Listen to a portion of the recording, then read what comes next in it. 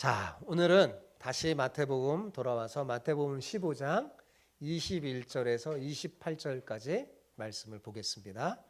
마태복음 15장 21절에서 28절까지 말씀이에요. 제가 한 절 읽고 여러분 한 절 읽고 그렇게 교독하겠습니다. 자, 제가 먼저 읽겠습니다. 예수께서 거기서 나가사 두로와 시돈 지방으로 들어가시니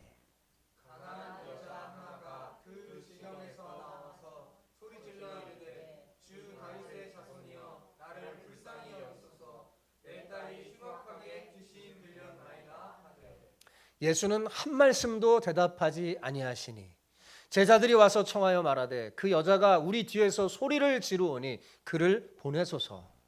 예수께서 대답하여 이르시되 나는 이스라엘 집에 잃어버린 양 외에는 다른 데로 보내심을 받지 아니하였노라 하시니 여자가 와서 예수께 절하여 이르되 주여 저를 도우소서. 대답하여 이르시되 자녀의 떡을 취하여 개들에게 던짐이 마땅하지 아니하니라. 여자가 이르되 주여 올소이다마는 개들도 제 주인의 상에서 떨어지는 부스러기를 먹나이다 하니 이에 예수께서 대답하여 이르시되 여자여 내 믿음이 크도다 내 소원대로 되리라 하시니 그때로부터 그의 딸이 나으니라. 아멘. 아멘. 네, 우리가 신앙생활하는데 걸려 넘어지는 것 중에 하나가 뭐냐면 자존심입니다. 뭐라고요? 자존심. 자, 자존심이 상하면 어때요? 우리의 이성을 잃어버려서 믿음의 행동을 하지 않는, 믿음의 행동에서 벗어나는 어리석은 일을 범할 때가 많습니다. 자존심을 내세우는 것, 여러분, 그것은 믿음이 아닙니다. 자존심 때문에 믿음의 세계에 발을 딛지 못하는 사람이 우리 주변에 참 많아요. 교회에 가려고 잘 준비해놨다가 말 몇 마디 때문에 마음이 상해서 나 오늘 교회 안 가! 하고 나오지 않는 남편과 아내, 자녀들이 있습니다. 자존심 때문에 믿음에 큰 금이 생기는 거죠. 저는 여러분이 자존심이라는 걸림돌에 걸려 넘어지지 않기를 바랍니다. 아멘. 예. 여러분 세상에 자존심 없는 사람이 누가 있겠어요? 예. 다 자존심이 있습니다. 그런데 그 자존심 때문에 인간관계가 파괴되고 믿음을 잃어버리는 불행한 일이 얼마나 많은 줄 아십니까? 여러분 자존심은요 나에게서부터 비롯된 거예요. 나로부터 나온 거예요. 자신이 중요하다고 생각하고 스스로 자신의 가치를 높이는 것, 스스로 자기가 값을 자기 스스로 그 높이는 게 그게 자존심이에요. 그래서 여러분 좀 배웠다는 사람, 좀 가졌다는 사람, 좀 높아졌다는 사람, 좀 알려졌다는 사람 어때요? 그 알량한 자존심 때문에 얼마나 많은 사람을 무시하고 관계를 어렵게 만듭니까? 내가 누군데 그러잖아요. 그죠? 좀 내가 가졌고 높다 그러면 내가 누군데 하면서 그것 때문에 사람을 무시해요. 사람의 관계를 파괴합니다. 여러분 자존심을 버려야 인간관계가 아름답게 맺어지고 바른 신앙생활을 할 수 있어요. 여러분 자존심, 자존감 비슷한 말 같은데 여러분 완전히 다른 개념입니다. 사람들이 잘 몰라요. 자존심, 자존감. 어떨 때는 뭐 자존감이 높아야 된다고 그러고 자존심 버려야 된다고 하고 막 헷갈려요. 그죠? 자존심, 자존감. 오늘 여러분 설교 듣는 사람 확실히 성경적으로 개념을 잘 알길 바랍니다. 제가 알려드릴게요. 아까 자존심 뭐라고 그랬어요? 자기 스스로 값을 매기는 거예요. 자존심 뭐라고요? 내가 나 스스로 값을 매기는 거예요. 그러니 내가 나를 매기니까요. 어떨 때는 높게 매길 때도 있고 어때요? 어떨 때는 지극히 낮게 매길 때도 있어요. 예. 그러니까 높게 매길 때는 어떻게 될까요? 엄청 교만해져요. 낮게 매길 때는 완전히 낙심하여 주저앉게 되죠. 그런데 자존감은 뭐냐면 내가 믿는 대상의 가치로부터 나오는 거예요. 그러니까 차원이 다른 거죠. 내 안에 계신 하나님으로부터 흘러나오는 것이 자존감이에요. 예를 들어서 우리는 뭐예요? 하나님의 형상과 모양으로 창조된 존재잖아요. 네. 거기서는 뭐가 나오는 거예요? 자존감이 생겨나는 거죠. 아, 나는 하나님을 닮은 존재야. 이거 달라요. 자존심하고 자존감은. 그러므로 자존심이 강한 사람은 교만하지 않습니다. 겸손해요. 왜요? 그래서 나로부터 나온 게 아니라 하나님으로부터 흘러 나온 것이고 저 사람도 역시 하나님의 형상임을 알기 때문이죠. 우리가 생각하기에 여러분 어때요? 자존심을 가져야지. 내가 자존심을 가져야지 자존감이 높아질 것이라고 생각해요. 그죠? 그런데 실제는 그 반대입니다.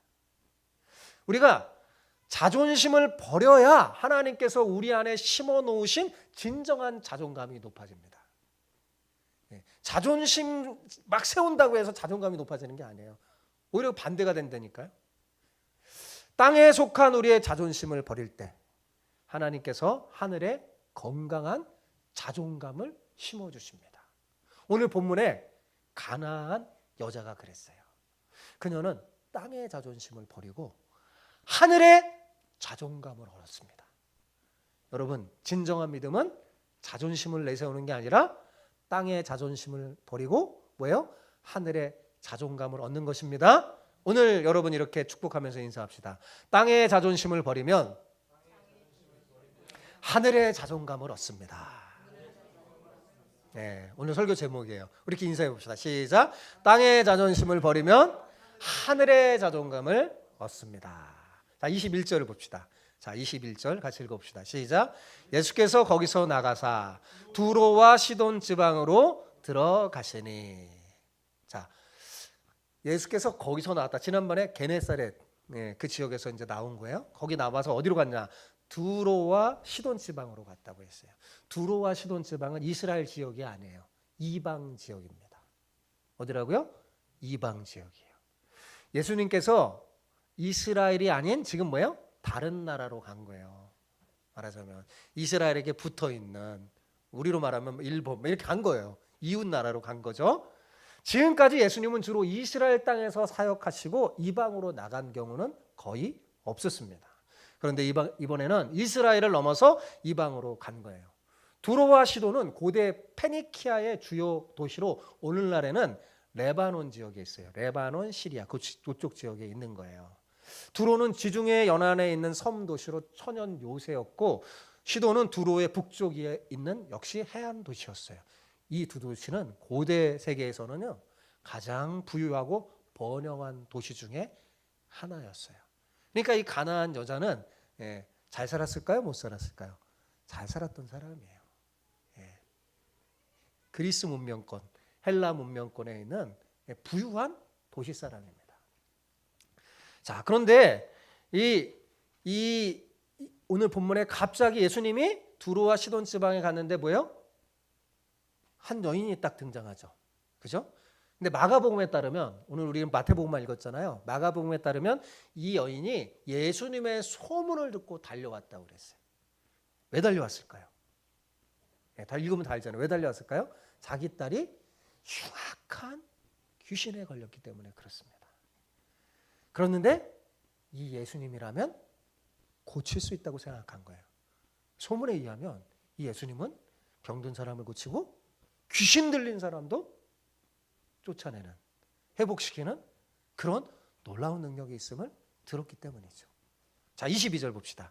22절 같이 읽어봅시다. 시작. 가나안 여자 하나가 그 지경에서 나와 소리질러 이르되 주 다윗의 자손이여 나를 불쌍히 여기소서 내 딸이 흉악하게 귀신 들렸나이다 하되. 자, 마태는 이 여인의 이름을 밝혀요, 안 밝혀요? 밝히지 않았어요. 그냥 뭐라고 했어요? 가나안 여자라고 했어요. 그런데 마가는 좀 더 자세하게 말했어요. 헬라인이요 스로보니게의 족속이라고 했습니다. 스로보니게는 시리아, 페니키아 두 단어를 합친 단어예요. 일부러 마태는요 이 여자가 이방 여인이며 유대인 입장에서는 아주 불결하고 하나님께 버림받은 여인임을 강조한 거예요. 그래서 두로와 시돈 자체가, 이 여자가 두로와 시돈 지방에 살고 있었으니까 당연히 이방 여자인데 마태는 마가와 달리 그냥 가나안 여자라고 표현하는 거예요. 통틀어서 그 지역 가나안. 왜냐하면 가나안 그러면 이스라엘 사람들에게 부정적이죠. 부정적으로 느껴집니다. 가나안 여자 이렇게 한 건 뭐냐면 이 여자는 이방 여자, 불결한 여자, 하나님께 버림받은 여자라는 걸 강조한 거예요. 자, 지금 제가 금방 말한 것처럼 유대인의 관점에서 이방인은 어떤 사람이에요? 선택하지 못한 버림받은 민족입니다. 그렇죠? 그래서 제일 유대인에 있어서 제일 큰 욕은 이방인 같은 놈. 그러니까 이방인이라고 하는 거예요. 선택받지 못하고 버림받은 사람. 자, 그뿐만 아니라 이 여인은 이방인이었어요. 근데 또 이스라엘 백성들은 어때요? 남자보다 여인 차별하잖아요. 그죠? 여자 숫자도 안 치고. 이 여자는 또 뭐 여인이잖아요. 그뿐만 아니라 뭐예요? 귀신 들린 딸을 갖고 있어요. 완전 최악이죠. 유대인의 입장에서 보면. 굉장히 안 좋은 상황이에요. 여러분, 귀신 들린 딸을 가진 엄마의 심정이 어땠을까요? 정말 이루 형언하기 어렵고 헤아리기 어려울 겁니다. 분명히 이 여자는 주변 사람들로부터 따돌림 받았을 거예요. 여러분, 그냥 무슨 병든 것도 아니고 불치병 걸린 것도 아니고 귀신 들린 거니까 사람들이 가까이 하지 않는 거죠. 그러니까 귀신 들린 딸 때문에 아마 이 여인의 인생도 망가졌을 겁니다. 일반 병도 아니고 귀신 들렸으니 도대체 이 여인이 할 수 있는 게 뭐겠어요? 아무것도 없어요. 그러니까 철저히 버림받고 아무 희망 없는 절망 속에 있었어요. 그런데 병든 사람만 고칠 뿐만 아니라 뭐예요? 귀신도 쫓아낸다는 예수님. 소문로만 듣던 그 예수님이 뭐예요? 자기 마을에 온 거예요. 그러니까 여러분 어떻겠어요? 이 여자에게 있어서 예수님은 어둠 속에 비치는 한 줄기 빛과 같은 거예요. 너무 기쁜 거죠. 야, 예수님, 희망이 없었는데 희망이 생긴 거죠. 절망 속에 주저앉았던 그녀는 다시금 힘을 내서 아마 한 걸음에 달려왔을 거예요. 주님 앞에 달려왔어요. 그리고 뭐예요? 막 소리를 질러대는 거예요. 막 소리를. 그래서 자기를 알아보니까 막 소리를 들려대는 거예요. 그런데 이 여인이 소리 지를 때 이 여인이 예수님을 부르는 호칭이 사실 우리는 굉장히 놀랍습니다. 여러분 읽었는데 안 놀랐죠? 원래 놀라야 돼요. 굉장히 놀래요. 놀라운 호칭, 예수님 부를 때 놀라요. 그냥 선생님 이렇게 해야 될 것 같은데 뭐 이렇게 하는데 뭐라고 그랬어요? 예수님 향해서 주 다윗의 자손이요 그랬어요. 여러분, 먼저 이 여인은 예수님 뭐라고 그랬어요? 주라고 불렀어요. 주님, 주. 주가 헬라어 단어로 퀴리오스라는 단어인데 이 단어는 아무에게나 쓰는 단어가 아니에요. 자, 먼저 헬라인 입장에서는 헬라인은 이 단어를 오직 로마 황제에게만 씁니다. 그래서 그리스도인들이 예수님을 주라고 할 때 그들 막 화를 내고 막 핍박한 거예요. 아, 로마 황제만 준대. 자, 이 주라는 단어 누구에게만 쓴다고요? 로마 황제. 예. 근데 이스라엘 사람도 어떨까요? 이스라엘 사람들은 하나님에게만 씁니다. 아도나이의 번역이에요. 아도나이 번역. 큐리오스가 하나님에게만 쓰는 거예요. 그래서 바리새인과 서기관들을 비롯한 많은 사람이 예수님을 주님이라고 안 부르고 뭐라고 불렀어요? 선생님, 라비어 이렇게 불렀단 말이에요. 주님이라고 안 불러요. 그죠? 그런데 이 여인은 지금 예수님을 뭐라고 부르는 거예요? 주님이라고 부르는 거예요. 와, 이방 여자인데. 더 놀라운 것은 이 여인이 예수님을 뭐라고 또 불렀어요? 주 다윗의 자손이요. 야, 이걸 어떻게 알았는지. 여러분, 다윗의 자손이란 말은 뭐냐면 이스라엘의 왕이라는 말이고 더 중요한 것은 장차 오실 메시아라는 거예요. 장차 오실. 구약 성경에 다윗의 왕권은 영원히 이어지는데 다윗의 자손에서부터 누가 온다고 그랬어요? 메시아가 온다고 그랬거든요. 그러니까 다윗의 자손이란 말은 이스라엘 왕이요 메시아라는 말이에요. 그러니까 주 그랬잖아요. 주 다윗의 자손이요. 그게 무슨 뜻일까요? 당신은 장차 오실 메시아로 이스라엘의 왕이요 하나님이십니다. 라는 놀라운 고백이에요, 여러분. 그러니 이방인이 이스라엘 백성이 아닌 이방 여자가 이런 말을 하니까 얼마나 놀라운 일일까요? 네. 제가 예수님 같으면 깜짝 놀라서요. 야, 너 어떻게 이랬을 것 같은데 본문에는 굉장히 좀 이상해요. 네. 예수님이 이 여자의 말을 듣지도 않고 무시해 버립니다. 이렇게 예수님을 부른 이 여인의 간구의 제목이 뭐였냐면 나를 어떻게 해요?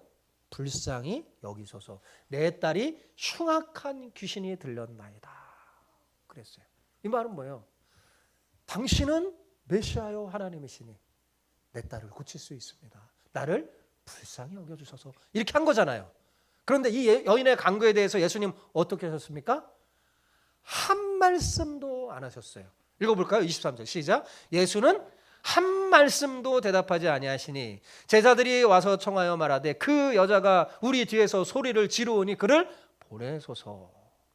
여러분, 이방 여자가 주 다윗의 자손이라는 그 놀라운 고백을 하면서 자신을 불쌍히 여기며 자신의 딸을 고쳐주소서 이렇게 하는데도 불구하고 이상하게도 예수님은 한 말씀도 하지 않습니다. 여러분 어때요? 이 예수님이 너무 낯설어 보이지 않아요? 이런 적이 없거든요. 예. 표면적으로 보면 예수님은 지금 이 여인을 뭐 하는 거예요? 무시해버리는 거예요. 예. 무시해버리는 거죠. 개무시 그러잖아요. 진짜 개무시해버리는 거예요. 왜 예수님은 아무 말씀도 하지 않는 걸까요? 한마디도 대답하지 않았어요. 여러분, 앞에 나왔던 예수님을 한번 상상해 보세요. 자, 오병이어의 기적 한번 생각해 보세요. 그때 어때요? 예수님을 따라 빈들에까지 따라온 사람 중에서는 어떤 사람이 있었어요? 병든 사람이 있었어요. 그죠? 질병이 있는 사람이 있는데 그 병든 사람이 요구도 안 했어요. 예수님 고쳐주세요. 내 병 아프세요. 그런 요구도 안 했어요. 그냥 가만히 있는데 예수님 어떻게 했어요? 일일이 찾아가서 다 고쳐주셨어요. 요구도 안 했는데. 그죠? 그게 오병이어의 첫 출발점이에요. 또 배고프니까 뭐예요? 오병이어 기적도 일으켜 주셨잖아요. 그런데 지금은 달라요. 고백하고 간구하는데도 불구하고 주님은 지금 뭐예요? 외면하고 있는 겁니다. 우리는 지금까지 이런 예수님의 모습을 찾아볼 수가 없어요. 성경 아무리 읽어보세요. 이런 게 없어요. 예수님의 이런 모습을 찾아볼 수 없어요. 너무나 낯설게 느껴집니다. 자, 이런 상황에서 제자들은 어땠습니까? 여러분, 복음서를 볼 때는 복음서에서 우리가 읽을 때는 꼭 살펴봐야 될 게 뭐냐면 예수님을 따라다니는 제자들이 어떻게 반응했느냐, 또 예수님은 어떻게 반응했느냐, 이거 봐야 돼요. 네. 근데 항상 보면 제자들의 반응이 좀 시원찮아요. 믿음 없는 반응일 때가 너무 많아요. 특히 복음서에. 자, 제자들이 이 여자가 막 소리 지르고 시끄럽게 하니까 어떻게 했어요? 예수님 앞에 저 여자 돌려보내달라고 요청했죠. 그죠? 자신들이 아마 떼어놓으려고 조용히 하세요. 지금 우리 예수님 말씀하시는데 그랬을지도 몰라요. 아무리 떼어놓으려고 해도 이 여자가 막 악을 쓰고 따라오니까 예수님 저 여자가 지금 뒤에서 막 소리 지릅니다. 좀 주님이 가서 좀 돌려보내주세요. 이렇게 부탁하고 있는 거잖아요. 그죠? 어때요? 자, 제자들 참 좋아 보입니까? 네. 멋져 보입니까? 그렇지 않죠. 모질고 참 나빠 보이죠. 왜요? 이 여인의 마음을 헤아리지 않기 때문입니다. 이 여인이 얼마나 고통 속에서 살아가고 있으며 얼마나 큰 구원과 은혜가 필요한지 보지 못하고 그저 시끄럽게 해서 사람들이 주님의 말씀을 듣지 못한다고 막 그것만 생각한 거예요. 쫓아달라고. 그죠? 여기서 좀 보내달라고 그런 거잖아요. 참 비인간적이고 인정머리 없는 거죠. 자, 중요한 건 뭐냐면 이게 믿음의 행동이 아니라는 거죠. 주님이 원하는 행동이 아니에요. 그러면 여러분 생각해 보세요. 이 제자들이 좀 어떻게 행동했어야 할까요? 네. 그죠? 우리가 좀만 생각해도 알아요. 사람들이 지금 많아서 예수님이 혹시 이 여인의 간구 소리를 듣지 못한 게 아닌가? 막 소리 질렀는데 예수님 대답 안 하니까 예수님이 대답할 만도 한데 그것도 뭐야? 주 다윗의 자손이요 막 이렇게 고백했는데 그러니까 혹시 막 너무 사람들이 많아서 예수님이 알지 못하는가 하면서 이 여인에게 다가서 왜 당신이 그렇게 소리를 지르시며 우리 선생님을 찾습니까? 우리 주님을 찾습니까? 이렇게 물어보면서 여인의 사정을 알아서 그 여인의 사정을 예수님 앞에 알려드리는 역할 충분히 할 수 있죠. 그랬어야 마땅합니다. 제자라면. 근데 뭐예요? 그렇지 않은 거예요. 시끄럽게 하니까 주님 좀 쫓아주세요. 이렇게 했어요. 그러니까 이 여인은 제자로부터도 뭐예요? 외면당한 거죠. 그죠? 중간 다리를 놓아줬으면 싶은 제자들도 외면한 거예요. 그러니까 표면적으로 보면 이 여인은 이방 여인이죠. 네, 이방 여인이죠. 귀신 들린 딸을 가졌죠. 그러니까 하나님에게도 선택받지 못하고 버림받으며 자기 동네에서도 뭐 반기지도 않았겠죠. 귀신 들리니까 외면당하고 제자들조차 예수님 앞에 찾아왔는데 제자들조차 주님도 외면하고 겉표면에 보니까 주님도 한 말씀도 안 하고 제자들조차 외면하는 상황이죠. 네. 그러니까 여러분 얼마나 힘들고 자존심 상했겠어요. 제자들이 이런 말을 할 때 예수님 정말 이상한 말을 합니다. 제자들의 요청에 예수님이 정말 이상한 말을 해요. 24절 봅시다. 읽어봅시다. 시작. 예수께서 대답하여 이르시되 나는 이스라엘 집에 잃어버린 양 외에는 다른 데로 보내심을 받지 아니하였노라 하시니. 이게 도대체 무슨 말씀일까요? 예수님은 왜 이런 말씀하셨을까요? 이게 맞는 말일까요? 여러분 가만히 생각하면 예수님의 말씀은요 상황에 맞지가 않아요. 그렇죠? 상황에 맞지 않아요. 자 보세요. 자 여러분 지금 여기가 어디예요? 예수님이 계신 곳이 어디예요? 두로와 시돈 이방 땅이에요. 지금 그러면 그 주변에 누가 있을까요? 이방 사람들 많았겠죠? 네. 자 이방 땅에 이방 사람들이 쫙 갈린 땅에서 예수님이 뭐라고 말해요? 자신은 유대인 외에는 이방인에게는 관심이 없고 구원을 주지도 않는다라고 지금 말하는 거예요. 말이 됩니까 이게? 그럼 예수님 무엇 때문에 이방 땅에 여기 온 거예요? 도대체 여기 왜 온 거예요 예수님이? 이스라엘 사람만 구원 주고 이방인에 구원 줄 수 없으면 여기 오지 말아야죠. 상식적으로. 그죠? 무엇 때문에 굳이 힘들게 두로와 시돈까지 찾아왔습니까? 야, 넌 태생이 이방인이니까 여인에게 말하는 구원을 받을 수 없어. 여인에게도 말하지 않아요. 제자들에게 말하는 거예요. 옆에 들으라고 말하는 거예요. 그럼 굳이 여기까지 왜 왔겠어요? 굉장히 상황에 맞지 않는 말을 한 거죠. 그럼 여러분 이거를 성경을 읽을 때 이것을 눈치채요. 이게 막 들린 것처럼 다 그렇게 하면 안 돼요. 여러분 그 문맥과 상황 속에서 이해해야 돼요. 그러니까 여기에는 예수님의 숨으신 뜻이 있겠구나라는 것을 딱 캐치해야 되는 거예요. 자 보세요. 예수님이 이스라엘 집 잃어버린 양에는 다른 데로 보내심 받지 않았을까요? 아니에요. 예수님은 전 세계를 구원하시러 오신 거잖아요. 성경이 말하는데 그런 게 아니에요. 이 예수님의 얘기는 유대인의 생각이에요. 유대인의 생각. 누구의 생각이라고요? 유대인의 선민 생각을 그대로 그냥 말한 거예요. 예. 왜? 그들 그거 깨트리려고. 그걸 깨트리려고. 그렇지 않다는 걸 알려고. 예수님 딱 보니까 이 여인이 뭐예요? 믿음이 있어. 예. 충분히 자존심을 버리고 하늘의 자존감을 얻을 수 있는 그릇이. 근데 유대인은 괜한 쓸데없는 자존심을 탁 갖고 선민의식이라는 자존심을 탁 가지니까 뭐예요? 하늘의 자존감을 못 얻어요. 그러니까 그거 깨트리려고 예수님이 일부러 그러신 거예요. 그러니까 이게 진리가 아니에요, 여러분. 이게 그렇게 오해하면 안 돼. 아, 예수님 절대 그게 아닙니다. 예. 자, 이 여인은 정말 얼마요? 한 말씀도 안 했는데 제자들이 막 시끄럽다니까 또 어디서 들리는 말, 자기도 말하지도 않은 말 간접적으로 들었는데 어때요? 굉장히 매몰찬 거절이잖아요. 그죠? 그럼에도 불구하고 어때요? 한 걸음도 물러서지 않습니다. 오히려 예수님 앞에 한 걸음 더 나갔어요. 그리고 지금껏 막 뒤에서 뛰어오면서 막 소리 질렀는데 이번엔 어떻게 하는지 아세요? 예수님 앞에 절을 해요. 자, 25절 보세요. 같이 읽어봅시다. 여자가 와서 더 온 거예요. 예수님 앞에 더 다가와서. 그래, 읽어봅시다. 시작. 예수께 절하며 이르되 주여 저를 도우소서.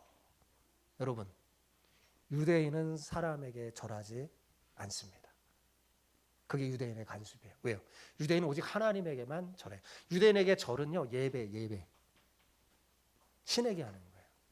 네, 절하지 않는 거예요. 왜 그리스도인이 이게 조상하면 돼지 머리 앞에 절하는 짐승에게 절하는 게 하나님의 형상인 우리가 돼지 머리 앞에 절하는 게 아닌 거죠. 유대인은 사람에게도 절하지 않아요. 부모에게도 절하지 않습니다. 제자들도 예수님께 절하지 않았어요. 그런데 이 예수님이 아니라 이 여자는 예수님께 뭐예요? 절합니다. 그러니까 이 가나안 여자가 예수님을 향하여 보통 훌륭한 위인들을 향해서 하는 태도가 아니에요. 그죠? 뭐냐면 이 여자가 보이는 태도는 뭐야? 경배 행위예요. 예배의 어원이 뭐냐면 절하다에서 나온 거예요. 바라크. 거기서 나온 거예요. 예. 거기에서 복이 나오는 거거든요. 하나님의 예배 드리는 그 속에 복이라는 단어가 바라크인데 절하는 행위예요. 절하는 게 경배하는 거예요. 그러니까 경배하는 거예요. 그러니까 예수님을 누구로 여기는 거예요, 이 여자는? 자, 뭐야? 하나님으로 알고 있는 거예요. 그죠? 주 다윗의 자손. 하나님을 알고 있는 거예요. 경배하는 거예요. 인간적으로 생각하면 자존심 상해서 정말 돌아갈 만도 한데 이 여인은 끝까지 예수님을 지금 붙잡고 하나님으로 경배합니다. 자, 이쯤 되면 어때요? 야, 예수님이 감동해갖고 저 같으면 감동해갖고 막 그래, 네 사정이 뭐냐 이렇게 할 것 같은데 우리의 예상을 완전히 깨버리고 더 가혹한 말씀을 합니다. 자, 26절 보십시오. 같이 읽어봅시다. 시작. 대답하여 이르시되 자녀의 떡을 취하여 개들에게 던짐이 마땅하지 아니하리라. 여러분, 이것은 예수님이 단순히 거절하는 게 아니라 지금 어때요? 모욕하는 거잖아요. 그죠? 경멸하는 거잖아요. 여인은 지금 그러고 있어요. 우리가 이 장면을 보면서 참 마음 아파하는 이유는 이 여인이 너무나 불쌍하기도 하지만 예수님이 지금도 한 번도 그런 적이 없었기 때문입니다. 예. 일부러 그러신 거예요. 예. 그리고 아까도 말했지만 자녀의 떡을 차여 개들에 던짐이 마땅치 아니하니라. 이게 원래 예수님의 의도가 아니에요. 누구 생각이라고요? 유대인의 생각. 그걸 그대로 던져버린 거예요. 일부러. 자, 생각해 보세요. 앞에서 나온 수많은 기적의 이야기를 생각해 보세요. 자, 예수님을 찾아왔는데 빈손으로 나간 사람 있나요? 없나요? 없어요. 그죠? 한 명도 없습니다. 예수님은 한 사람도 자기에게 찾아온 사람 빈손으로 돌려보낸 적이 없어요.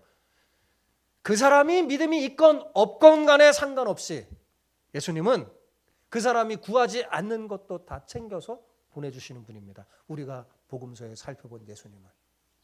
그죠? 그런데 이상하게도 본문은 그렇지 않아요.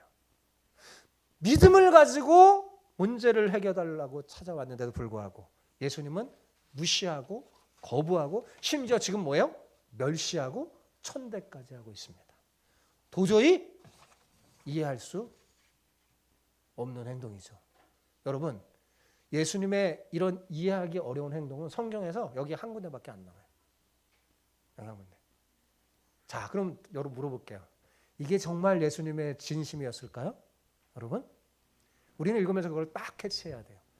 아, 이게 진심이 아닌 거예요. 당연히 아니죠. 여러분, 당연히 아니에요. 우리가 성경 예수님을 제대로 알면 그 사람이 누군가 전혀 알면 믿음이 있으면 당연히 아니라는 걸 알아요. 예. 여러분 한번 생각해 보세요. 자, 우리가 조금만 생각해도 알아요. 자, 하나님은 사람을 차별할까요? 차별하지 않으실까요? 차별하지 않으세요. 하나님 말했어요. 너희는 외모를 보고 사람들 차별하는데 나는 중심을 본다. 차별하지 않으세요. 중심을 보시고 하나님은 판단하세요. 그리고 하나님이 제일 싫어하는 것 중에 뭐냐면 사람을 막 같은 사람이 사람을 차별하는 거예요. 하나님 제일 싫어하는 거예요. 자, 볼까요? 갈라디아서 3장 28절. 같이 읽어봅시다. 시작. 너희는 유대인이나 헬라인이나 종이나 자유인이나 남자나 여자나 다 그리스도 안에서 하나이니라. 여러분, 이 성경 구절, 이 말씀이 있을 때는 당시 전부 다 차별이에요. 유대인, 헬라인, 종, 자유인이 있고 여자, 남자, 어린이. 그 시대의 세상의 가치관은 다 차별해요. 다 차별해요. 근데 예수님 뭐라고 그래요? 성경 뭐라고 그래요? 다 그리스도 안에서 하나다. 이렇게 선언하잖아요. 성경은 분명히 지역, 인종, 성별 모두 넘어서 다 예수님 안에서 하나라고 선언합니다. 그러니 예수님이 뭘 이 여인을 차별하려고 한 말이 아니라는 걸 금방 알아야 돼요. 그런 게 아니에요. 그렇다면 왜 예수님은 유독 이 가나안 여인에게 이렇게 대하신 걸까요? 제가 아까 말했죠. 힌트를 말했죠. 그건 당시 유대인의 편견을 깨고 진정한 믿음이 무엇인지 보여주려고 이 여자를 테스트한 거예요. 그리고 예수님은 이 여자를 테스트할 때 이 여자가 믿음을 이길 것도 다 아시는 거예요. 그래서 가혹하게 한 거예요. 당시 유대인은 그릇된 선민의식 때문에 이방인을 사람 취급하지 않고 구원 없는 개나 짐승처럼 생각했어요. 그게 마치 성경이냐 그렇게 생각한 거예요. 이런 그릇된 선민의식은 복음을 막는 행위며 하나님이 가장 싫어하는 행위 중에 하나였습니다. 예수님께서 가나안 여인에게 이렇게 한 말은 당시 유대인의 생각을 아까도 말했지만 그대로 반영해서 한번 던져버린 거예요. 네, 그대로 한 거예요. 진심이 아니셨습니다. 그럼에도 불구하고 그렇게 한 것은 그녀를 통해 복음이 유대인만이 아니라 헬라인, 종이나 자유자나 남자나 여자나 다 차별 없이 누구에게나 복음은 다 전해지고 하나님의 은혜는 다 전해지는 것임을 확실히 못 받기 위함입니다. 그것이 하나님 나라예요. 그거를 더 극적으로 주님이 알려주려는 거죠. 특히 누구를? 예수님의 제자들. 이거 깨려고. 참 근데 깨기가 힘들어요. 이거 베드로도 다 봤잖아요. 베드로가 상당히 이게 안 깨집니다. 사도행전은 나중에 하나님은 그냥 깨요. 환상 속에 베드로의 그걸 깨요. 예. 그 뒤로 막 음식 그 구별해서 먹는 거 받아 먹으라 하면서 깨죠, 하나님께서. 예. 그걸 깨려고 주님은 그러시는 거예요, 일부러. 자, 근데 인간적으로 생각할 때 여러분, 예수님이 이렇게 반복하고 거절하고 모욕받았다면 여러분, 제가 가나안 여행 같았으면 저는 진짜 화딱지가 나갖고 돌아갔을 것 같아요. 그죠? 여러분은 안 그러실까요? 예. 정말 포기하고 돌아갈 만한데 이 여인은 도무지 포기하지 않고 돌아갈 생각을 안 합니다. 자, 27절 보세요. 자, 읽어봅시다. 시작. 여자가 이르되 주여 올소이다마는 개들도 제 주인의 상에서 떨어지는 부스러기를 먹나이다 하네. 여러분, 이 부분을 잘 봐야 돼요. 이게 본문의 핵심이에요. 여인은 예수님께 뭐라고 말해요? 주여 옳습니다 라고 말해요. 그죠? 이 여인은 처음부터 끝까지 예수님을 뭐라고 불러요? 주라고 부릅니다. 심지어 자기를 개라고 부르는데 여러분, 욕한 거예요. 그죠? 근데 예수님을 주님이라고 부르면서 뭐래요? 주님, 당신이 옳습니다. 이렇게. 여러분, 본문의 이 핵심 주제가 주님, 주여 옳습니다 라는 이 여자의 고백이에요. 자, 이 여자는 왜 주님이 옳다고 한 걸까요? 뭘 옳다고 그러는 걸까요, 여러분? 네? 이렇게 말할 수 있을까요? 어떻게 이렇게 말을 할 수 있을까요? 주님이 옳습니다. 이 여자는 예수님이 하셨던 모든 말씀, 행동이 다 옳다고 고백하는 거예요. 자기를 개 취급하는 것조차도 받아들이고 당신이 옳습니다. 뭔가 이유가 있겠지. 네, 긍정하는 거예요. 말하자면 주님이 말씀하신 대로 맞아요, 예수님, 저 이스라엘 사람도 아니고 저 하나님 자녀도 아닙니다. 주님께서 저를 박대하신 것 주님이 틀린 게 아니고 맞습니다. 옳습니다. 저는 이런 대우를 받아 마땅한 사람입니다. 거기에 아무런 불만 없어요. 저에게 어떤 말씀을 하시든지 주님, 당신의 말씀은 뭐예요? 옳습니다 하면서 주님이 하시는 걸 모두 다 긍정하는 거예요. 여러분, 이게 얼마나 신앙생활에 중요한 것인지 여러분 알아야 합니다. 자, 그런데 반면에 서기관과 바리새인들은 어땠나요? 예수님이 장로들의 전통을, 자기들이 잘 하늘처럼 받드는 장로들의 전통을 거부하니까 뭐라고 그랬어요? 그 알량한 자존심을 드러내면서 예수님, 당신이 틀렸습니다. 당신의 제자들은 왜 장로의 전통을 어깁니까? 당신이 틀렸습니다. 이렇게 말했잖아요. 그런데 이 여인은 자존심을 내려놓고 어떻게 해요? 자신이 틀리고 주님이 옳습니다 했어요. 심지어 멸시와 천대와 핍박을 받는 상황 속에서도 주님이 옳다고 고백합니다. 자, 그때야 비로소 예수님이 뭐예요? 그녀의 믿음을 칭찬하면서 그녀의 딸을 치료해줘요. 자, 28절 봅시다. 시작. 이에 예수께서 대답하여 이르시되 여자여, 내 믿음이 크도다. 내 소원대로 되리라 하시니 그때로부터 그의 딸이 나으니라. 여러분, 이 한마디 말씀으로 앞에 게 다 뒤집히는 거잖아요. 그죠? 이 말씀 하려고 그런 거예요. 자, 이 여인의 믿음이 뭐라고요? 크도다 그랬어요. 예수님은 가나안 여인의 보고 그 믿음이 그냥 믿음이 있다 이 정도가 아니에요. 믿음이 뭐예요? 크다고 칭찬했어요. 복음서를에서 믿음이 크다고 칭찬받은 사람은 이 여인 한 사람 처음이에요. 물론 8장에 보면, 마태복음 8장에 보면 백부장을 보고도 이스라엘 중에 이만한 믿음을 보지 못했다 그랬어요. 그죠? 예. 예. 그것도 믿음이 크다는 뜻을 담고 있지만 직접적으로 백부장 믿음이 크다 이렇게 말씀하시지는 않았어요. 그런데 이 여인에게 뭐예요? 여자여, 내 믿음이 크도다. 예. 이 여자도 들으라고 하지만 뭐야? 주변의 사람들, 제자들 다 들으라고 하는 거예요. 예. 여러분, 복음서에 나타난 제자들의 믿음은 어땠어요? 자, 예수님의 제자들을 평가할 때는 주로 무슨 말 했어요? 예, 이 믿음이 작은 자들아. 그랬어요, 제자들에게는. 따라온 제자들에게는 예수님이 자주 하신 말씀이 이 믿음이 작은 자들아 그랬어요. 근데 이 여인에게는 뭐예요? 믿음이 크도다. 이렇게 말하는 거예요. 예. 그렇다면 주님은 왜 이 여인의 믿음이 크다고 말씀하는 걸까요? 그것은 그녀가 땅의 자존심을 버리고 하늘의 자존감을 택했기 때문입니다. 유대인의 관점이 아닌 헬라인의 관점, 헬라인으로서 그녀의 관점으로 보면 예수님 말씀에 그녀는 자존심 상할 만해요. 여러분, 헬라 문명권에서는요, 예수님은 식민지 청년이에요. 그죠? 로마에 지금 뭐예요? 그리스 헬라 문명권의 식민지잖아요. 유대 나라가. 그러니까 예수님 뭐예요? 식민지 청년이잖아요. 그녀는 뭐예요? 그리스 헬라 문명권에 속한 사람이에요. 자부심이 강한 페니키아 족속 사람이었어요. 당시 페니키아 사람은 문화, 예술, 재물들 모든 면에서 유대인보다 앞섰습니다.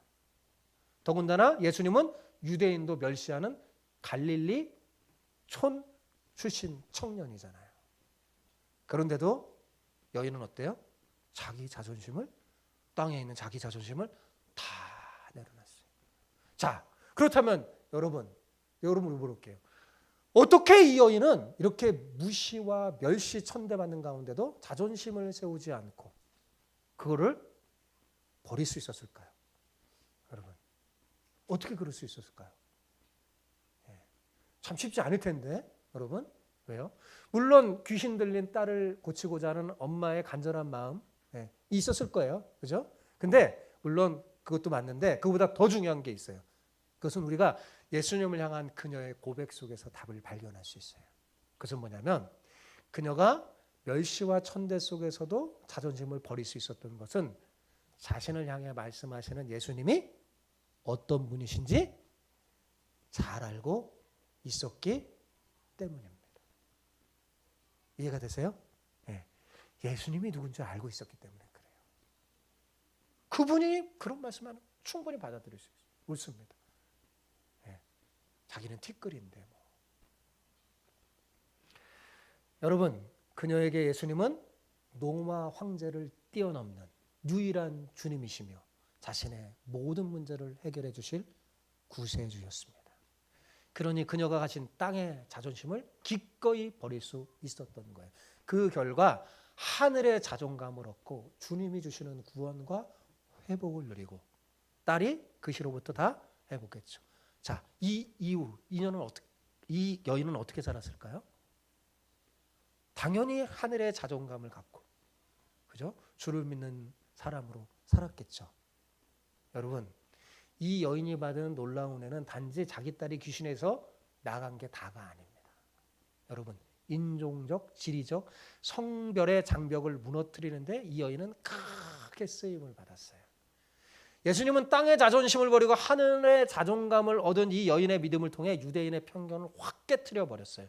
그래서 차별이 없는 구원이, 그 복음이 오늘날 저와 여러분에게까지 찾아와서 천국의 기쁨을 누리게 된 거예요. 그러니까 어떤 면에서 이 여인의 공로가 커요. 우리까지 복음이 온 거예요. 우리도 역시 뭐예요? 이방인이니까요. 자, 여러분, 말씀을 정리해 봅시다. 신앙생활을 정말 잘하기 위해서 우리가 꼭 기억해야 할 전제가 하나 있어요. 잘 들으셔야 돼요. 자, 우리가 정말 신앙생활에 있어서 우리가 꼭 기억해야 할 전제가 있는데 그건 뭐냐? 예수님은 항상 오르시고 나는 틀릴 수 있다라는 사실이에요. 따라해 보세요. 예수님은 항상 오르시고 나는 틀릴 수 있다. 이 전제. 당연한 말 같은데 여러분, 실제 우리 삶을 돌아보면 우리가 그렇게 못해요. 어떻게 하냐면 예수님 이 부분만큼 당신이 틀렸습니다. 제 생각과 판단이 이번에는 맞습니다 하고 뭐 고집 부리면서 행동할 때 많아요. 신앙생활. 그죠? 특히 어떤 특정한 일에 대해서 도무지 이해가 되지 않을 때 그렇습니다. 그때 우리는 자존심을 세우면서 고집을 부리며 믿음의 행동에서 벗어나곤 합니다. 그때 기억해야 돼요. 주님은 어때요? 항상 오르시다는 것. 그분은 선하시다는 것. 그분이 하시는 그 길이 맞다는 것. 지금 현재는 뭔가 그렇게 보이지 않고 그렇게 정말 이해가 되지 않아도 주님 당신이 맞습니다. 그 생각을 가지면 일이 풀려요. 자존심 강한 사람들은요, 예수님 믿기가 어렵습니다. 예수님은 주님이라고 부르지 못하죠. 왜요? 자기가 주인이니까요. 그죠? 자기가 주인인데 누구를 주님이라고 부릅니까? 신앙이란 자존심을 버리는 자기 항복에서 시작되는 거예요. 우리는 사실 자존심 높은 사람도 웃겨요. 자기보다 좀 높은 사람이 있으면 높은 사람에게는 어때요? 턱 숙이잖아요. 예. 우리나라 대통령도 자존심 강한 것 같은데 뭐야 좀 큰 나라 갖고 한번 어때요? 탁 숙이잖아요. 그죠? 우리나라 대통령만 그런 게 아니라 다 그래 사람들은. 예. 자존심 빵 해도 높은 사람이 좀 탁 숙이잖아요. 그죠? 자기 자존심 꺾는 거죠. 여러분 자기보다 높은 권력이나 뭐 힘 있는 사람 앞에서 고개도 숙이는데 저는 여러분 하나님 앞에서 못 숙일 고개가 어디 있겠습니까? 무슨 하나님 앞에서 자존심이에요. 그죠? 주님 앞에서 우리가 무슨 자존심을 내세울 게 있겠습니까? 저를 따라해 보시기 바랍니다. 땅의 자존심을 버리면 하늘의 자존감을 얻습니다. 네, 잊지 마세요. 네, 별것도 아닌 알량한 내 자존심 내어놓으세요. 이거는 인간관계도 마찬가지예요. 왜 인간관계 안 되냐? 이 기계양 속에는 그 자존심 세우느라고. 인간관계 파괴되는 거예요. 여러분 기억하세요. 당신이 옳고 내가 틀릴 수 있다는 거. 오히려 또 그런 마음도 가져야 돼. 거꾸로 하잖아요. 내가 맞고 내가 틀려. 이래갖고 안 되는 거예요. 여러분 알아야 돼. 내가 틀리고 주님이 옳습니다. 자, 그럼 제가 왜 당신이 맞고 내가 틀립니다. 왜 제가 이렇게 말할까요? 주님이 옳기 때문에요. 여러분 예수님이 그랬어요. 빌립보서에 다른 사람을 나보다 더 낫게 여기고 나보다 더 좋게 여기고 주님 그랬잖아요. 그 말씀에 근거해서 좀 그러잖아요. 그럼 관계가 원만해지고 오히려 내가 떨어질 것 같죠. 내가 딱 숙이고 당신은 옳습니다. 오히려 높아진다니까요. 오히려 높여줘요. 하나님이 높아져요. 진짜 자존심이 아니라 자존감이 높아져요. 여러분 사랑하는 성도 여러분, 믿음은 내 확신의 신념이 아니에요. 스스로 가치 있다고 생각하는 자존심에서 비롯되는 게 아닙니다. 이 야곱이 믿음을 갖기 시작할 때 어때요? 하나님과 씨름하죠. 그때 하나님 뭘 꺾었어요? 야곱의 자존심, 환도뼈를 치시죠. 그 환도뼈가 부러진 다음에야 비로소 야곱은 믿음을 갖습니다. 이스라엘이 돼요. 하늘의 이름을 받죠. 하나님의 얼굴을 대하죠. 하늘의 자존감을 얻은 거예요. 그 전에는 야곱 그냥 알량한 자존심 그걸 끝까지 붙잡고 있다가 자존감이 없었어요. 그걸 내려놓으니까 그런 거죠. 그죠? 여러분 우리의 자존심이 산산조각나야 진정한 믿음이 시작되고 자존감이 높아집니다. 그러니 땅의 자존심을 버리시기 바랍니다. 그리고 매 순간 이렇게 생각해요. 주님 당신이 옳습니다 라고 고백하며 주님께 여러분의 삶의 주도권을 다 내어드리고 뭐요? 주님의 통치를 받으세요. 주님의 통치를 받으세요. 그러면 주님이 주시는 하늘의 자존감이 충만해져서 여러분 더 멋지고 아름다운 인생을 살게 될 것입니다. 그런 복을 누리는 복된 여러분 다 되시기를 축복합니다.